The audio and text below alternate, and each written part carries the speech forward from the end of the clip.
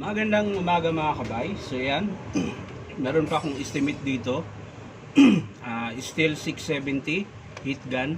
Bali ang papalitan mga kabay, element tsaka switch. So ito yung element na bago mga kabay. Ayan. Tapos yung switch niya ito po. Ayan, madaming pumpa. So yun po yung kakabit natin dito mga kabay. So tara, samahan nyo ako mga kabay. So yan mga kabay, nabuksan ko na po. Ayan.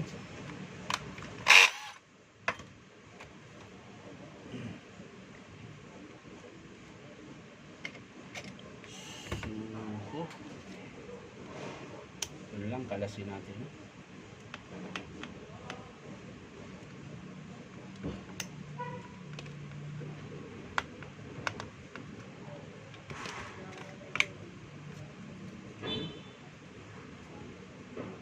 Kalasin natin yung luma niyang element mga kabay.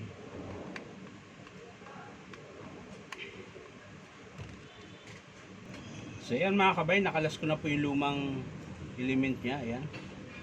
So ito po yung bago mga kabay. So yung kakabit natin.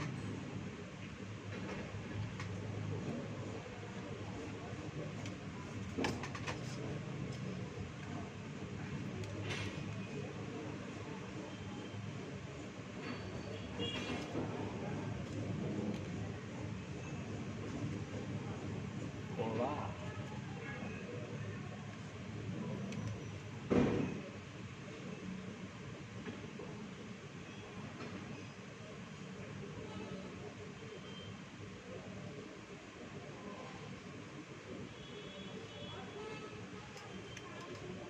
Okay.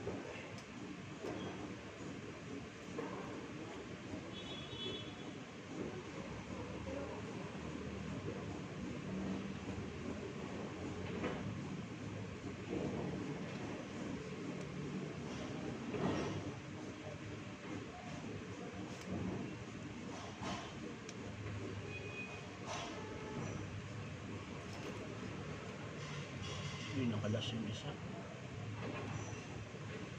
Nakalas.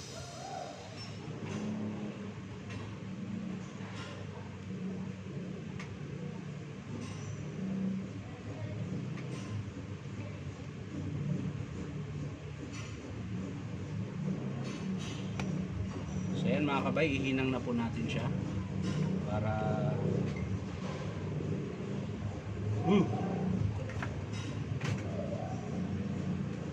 wala na naman yung lead ko kung saan saan pupunta. Yan, ihinangin na po natin siya mga kabay.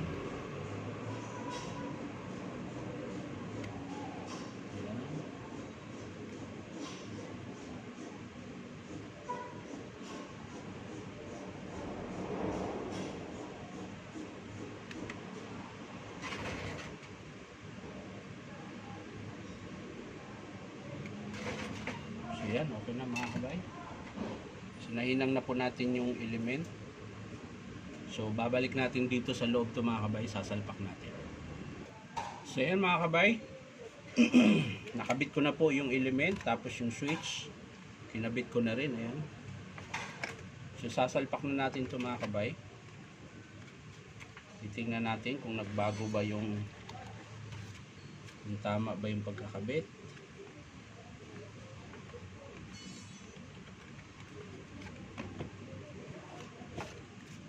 Tapos syempre yung screw mga kabay, huwag kalimutan yung screw.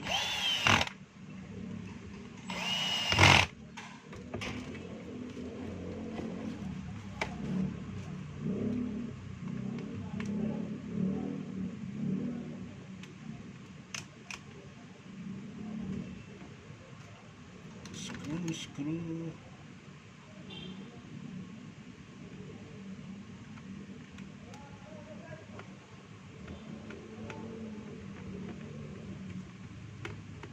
Na mga kabay.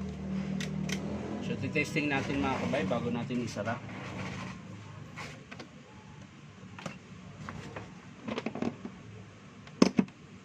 Ayan.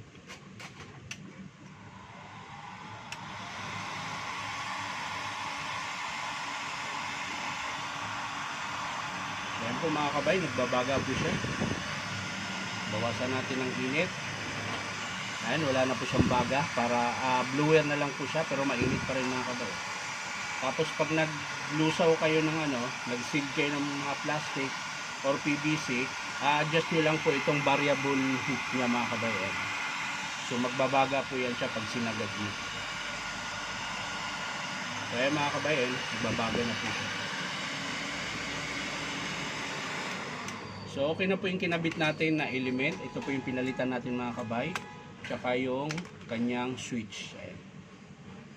So maraming salamat mga kabay sa panonood at palike and share na rin po. At syempre po, baka naman po pwedeng pa-subscribe. Ito po aking YouTube account, Dainom Tabay. So maraming salamat mga kabay. Bye bye.